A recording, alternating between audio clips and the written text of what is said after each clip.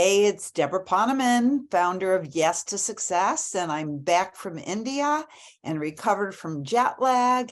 And today I want to talk about the journey from your head to your heart.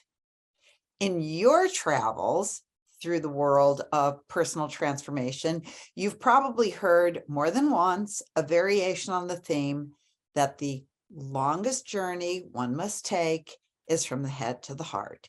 My question is, does this really have to be such a long journey? I don't think so. I think it could actually be the shortest journey. That is, once you begin it. I mean, the problem is that we're so used to depending on our intellects and ignoring the promptings of our hearts that it could be an arduous task to extricate ourselves from our dependence on the logical, analytical brain and surrender to our simple, not always logical hearts. And one of the things that brings us out of the flow of life is living predominantly from our minds. The mind only knows how to analyze. It looks for what must be wrong. It divides and it sees the difference between me and you, and it judges and it thinks about the future and what can go wrong, and it ruminates over the past and the mistakes we made. And it holds impressions and programs, and in some cases, it exaggerates the negative events and minimizes the positive things that have happened in the past. It keeps us in this endless loop of fear and guilt and sadness and what ifs and why and that was so stupid. Anyway, and the heart, on the other hand, looks for what's right. It unites, it sees how you and I are alike, it connects us, it accepts without judgment, it lives in the present, it trusts, and of course, it loves.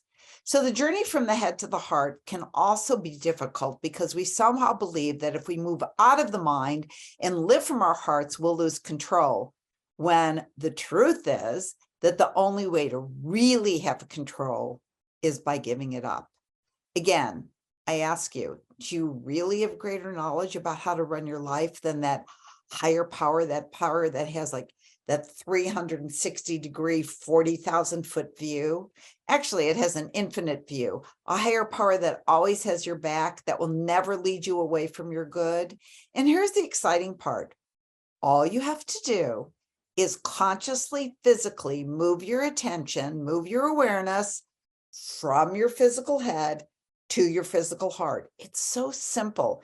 And go there and ask for guidance and listen. So I'm going to give you an example of a couple examples of how this has worked in my own life. So one day, about a decade or more ago, I remember discussing something with my son. Actually, some people might say we were arguing, and I thought I was right. And I'm giving him all the logical reasons why I was right. And I'm going on and making my very articulate, educated points, when all of a sudden a little voice reminded me to move my attention from my head to my heart. And I mean, this is going on for a while. And I was like, really, just dead set on being right. And it was escalating. And as soon as I thought, okay, move from your head to your heart, you know what happened? I started laughing. I really did. It was so ridiculous. I mean, not that my points weren't valid, but who cares? Inherent in me being right was him being wrong. And I was making him feel bad about himself. I was making him shrink and feel small and frustrated. It wasn't that he needed to be right. He just didn't need me to make him feel like he was stupid and wrong. And as soon as I moved into my heart and I let go, then he immediately let go. And it didn't even matter who was right and who was wrong. All that mattered was the love. And when you really let go of your position, I've heard the great teacher who I was just with, Sri Sri Ravi Shankar, said, that's when God can enter. So, and that's when you're free to create a beautiful solution together, which we did. Another time I was about to go into a meeting, and I knew by the nature of what was about to be discussed that it was going to be intense. And I had all my points laid out very logically and all my papers organized, and I was very prepared and I was very tense. So before I walked into the room, I remembered to take that journey from my head to my heart. And as soon as I did, I felt this incredible sense of peace. And then I went into the meeting and it flowed more beautifully than I could have ever imagined. I didn't even need any of my notes because what was anticipated to be a tense meeting turned into a love fest. And truthfully, I think I had something to do with it. So living from your heart, living from your spirit is the unlearning of fear and the acceptance of love. Love is our ultimate reality and our purpose on earth, but we can't live that purpose from the mind.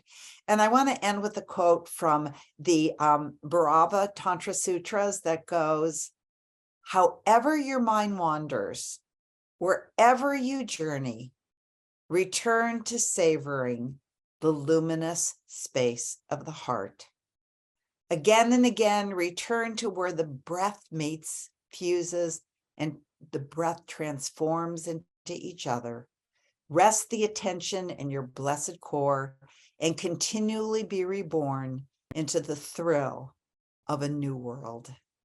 So I wish you a week filled with deep connection to your intuition and love flowing endlessly from your beautiful heart.